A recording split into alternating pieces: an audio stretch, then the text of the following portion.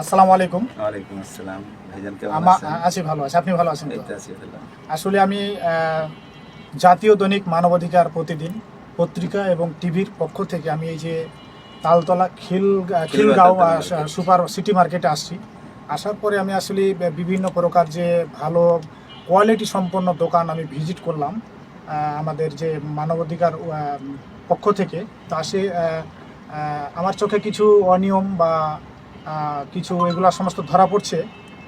যা হোক, সেটা আমি আমার যে মানবাধিকারের যে সংস্থা, সেখানে আমি চেষ্টা করব তুলে ধরার, যেন সেটি প্রোটেক্ট হয় বা সে বিষয়টি প্রশাসনের কাছে যায়। তো আমি আপনার এই দোকানে যে ভিজিট করলাম, তো আসলে আমাকে খুব মনোরম একটা পরিবেশ এবং খুব ভালো মনে হচ্ছে, যে কি যেন ন্যাচারালের মতো মনে হচ্ছে আর কি, সব কিছু প্রাকৃতিক পরিবেশের মতো মনে হচ্ছে। তো আসলে এই যে আপনি এই তালতলা সুপার সিটি মার্কেটে আপনি কতদিন ধরে এই ব্যবসা চালাচ্ছেন, সেই বিষয়ে আমি আপনার কাছে একটু কথা বলতে জানতে চাচ্ছি, বা প্রতিবেদন সম্পর্কে জানতে চাচ্ছি আর কি। আচ্ছা যাক, সর্বপ্রথমে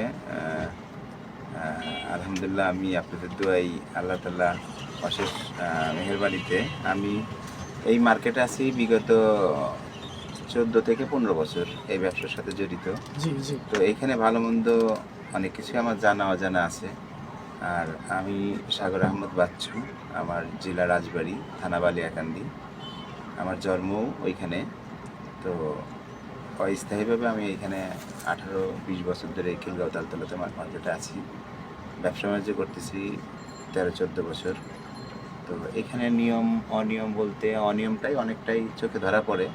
তো আমরা যেহেতু ব্যবসা করি, অনেক সময় সবার সাথে মিলতাল করে আমাদের চলতে সমাজের হয়। মাধ্যমে চলতে হয়।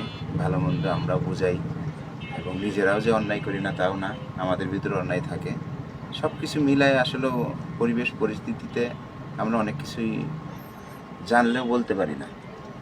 হ্যাঁ, সাধারণ যেটাকে বলা হয় আত্মগোপন, মানে সবকিছু জানার পরেও জানার পরেও দেখা গেলো অনেক চলাফেরার সময় জন্য বলতে পারি আত্মগোপন না। রাখতে হয়। পরিবেশের কারণে বিভিন্ন আবার করি ব্যবসা বাণিজ্য। বাণিজ্য করলে আপনারা জানেন যে ব্যবসায়িকদের একদিক দিয়ে হাত বান্ধা থাকে, মুখ বান্ধা থাকে, সত্য কথা বলা যায় না, বিভিন্ন কারণে ব্যবসা করতে হয় এখানে। আবার দেখা গেলো রাজনীতির প্রেক্ষাপটে ব্যবসায়িকরা বিপদে পড়ে যায়। জি, বিভিন্ন জি। দল যে যখন আসে, তখন দেখা গেলো যে ওই বিভিন্ন দলের মার্কেটের সমিতি আছে, বিভিন্নভাবে দেখা গেলো তাদের ডাক দিলে তাদের কাছে যাওয়া লাগে। আমাদের ব্যবসায়িক কাজে গেলেও তারা রাজনীতির বিভিন্ন প্রেক্ষাপটে এটা রেখে দেয়। জি। পরবর্তীতে দলমত আবার চেঞ্জ হলে পারে, সেটাকে আবার আমাদের উপরে বিভিন্ন রকমের মানে ঝাই ঝামেলা হয়ে যায়। আসলে এগুলা থেকে সবসময় আমরা এড়ায় ব্যবসাটাকে আমরা বড় করে তুলে রাখতে চাই। তো মানে আমার মানে স্যার, আসলে আপনার এই তালতলা সিটি সুপার মার্কেটের যে কার্যক্রম, অনিয়ম কার্যক্রম, সেটি আপনার আসলে এই যে ব্যবসায়িক ক্ষেত্রের জন্য কিন্তু আপনি সেটি মানে প্রোটেক্স বা কোনো করতে পারতেছেন না, তাই না না না, স্যার? হ্যাঁ, এটা হলো আমরা একবারই কাম্য না। মানে এখানে যে অনিয়ম হবে সেটা কোনো ব্যবসায়িকরাই চায় না, বাংলাদেশের কোনো, আমি না, কোনো ব্যবসায়িকরাই চাবে না। কারণ আমরা, আমাদের কাছে কাস্টমার অলওয়েজ কাস্টমার, তাদেরকে আমরা যতটা ভালো কিছু দিয়ে যদি আমরা ব্যবসা না করতে পারি, তাহলে তো ব্যবসার কোনো নাই এখানে। সততা আদর্শ নিয়েই তো ব্যবসা, এখানে ভালো মন্দ নিয়েই ব্যবসা। তো আমি আমার এই প্রতিষ্ঠানটা 1 যুগেরও বেশি হয়ে যেতেছে কাস্টমার সার্ভিস দিচ্ছি। আমার আল্লাহর রহমতে এখানে কোনো বদনাম নেই। আমি কোয়ালিটিফুল জিনিস, এবং আমি যতদূর যা করি আমার নিজের মতন করে, জি, যেমন জি। নকল করা কিংবা কারোরটা দেখা, এগুলা কোনো কিছু না। সম্পূর্ণ আমার নিজের বুদ্ধি দিয়ে আমি আমার সৌন্দর্যটাকে এই দোকানটাকে তুলে ধরছি। যেমন আপনি একটু দেখেন ক্যামেরাটা ওদিকে একটু, এই দোকানের হলো অনেক গুডিয়েল আছে এইখানে। এইখানে দেখা গেলো যে যদি খিলগাঁও তালতলা মার্কেটে যদি হাজারো ফ্যামিলি থাকে, তার ভিতরে 2-1টা ফ্যামিলি ছাড়া প্রত্যেকটা লোক হলো আমার এই রাজবাড়ি পর্দারিতার জেলে। আমি বলবো যে খিলগাঁও তালতলা মার্কেটের পরিচিতি আমি তুলে ধরছি এখানে। জি, জি। হ্যাঁ, তবে খিলগাঁও তালতলা মার্কেটে কিছু ফুটপাত কিংবা কিছু এই মানে লোকের কারণে যে বদনাম হচ্ছে এটা জানতেছি, ঠিক আছে। তবে এইটা তো ধরেন প্রশাসন আছে এইখানে, আরও আমাদের ঊর্ধ্বতন কর্মকর্তা আছে, জ্ঞানী ব্যক্তিরা আছে, বড় বড় ব্যবসায়িকরা আছে, তারা এগুলা দেখবে। আমরা ছোট মানুষ, ছোট ব্যবসায়িক, আমরা চেষ্টা করি তাদেরকে এই জিনিসগুলো তুলে ধরার জন্য, যে আপনারা এগুলা সংশোধন করেন।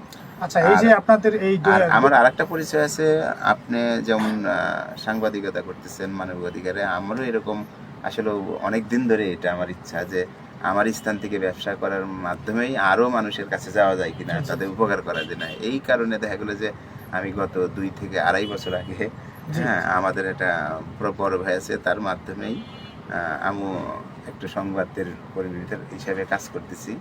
সেটা হলো আমাদের জাতীয় দৈনিক মানবাধিকার হ্যাঁ প্রতিদিন। প্রতিদিন আপনি আছেন ওইটাই, জি জি। আমি আছি। আমার পত্রিকা হলো এই যে অনলাইন শীর্ষ অপরাধ অনলাইন 24। এখানে কিছুদিন যাবত কাজ করতেছি এবং আশা করি এখান থেকে মানুষের উপকার ছাড়া তো অপকার কিছু করবো না। আচ্ছা স্যার, আরেকটু পয়েন্ট হলো আমার, যে আপনার এই যে তালতলা সুপার সিটি মার্কেটে আমাদের কাছে নক আসছিল অবশ্যই যে দুই পার্টি সংঘর্ষের কারণে পুলিশ মানে কন্ট্রোল বিচ্ছিন্ন করার কারণে সেনাবাহিনী সেটি খবর গেলে তৎক্ষণিক মানে প্রোটেকশন নেওয়া হয়, এবং সেনাবাহিনী আপনাদের যে মার্কেটের যে দক্ষতা কি দেখালো আর কি, হ্যাঁ, সেই বিষয়ে এটা একটু অনেক আমি ভালো। জানতে আমি চাচ্ছি। ওই দিনকে ছিলাম দোকানে, হঠাৎ করে আমি যখন দোকানের ভিতরে রাত্রে তখন 11টা মুভি এরকম বাজে, 11টা সাড়ে 11টা, হঠাৎ করে দেখি হট্টগোল।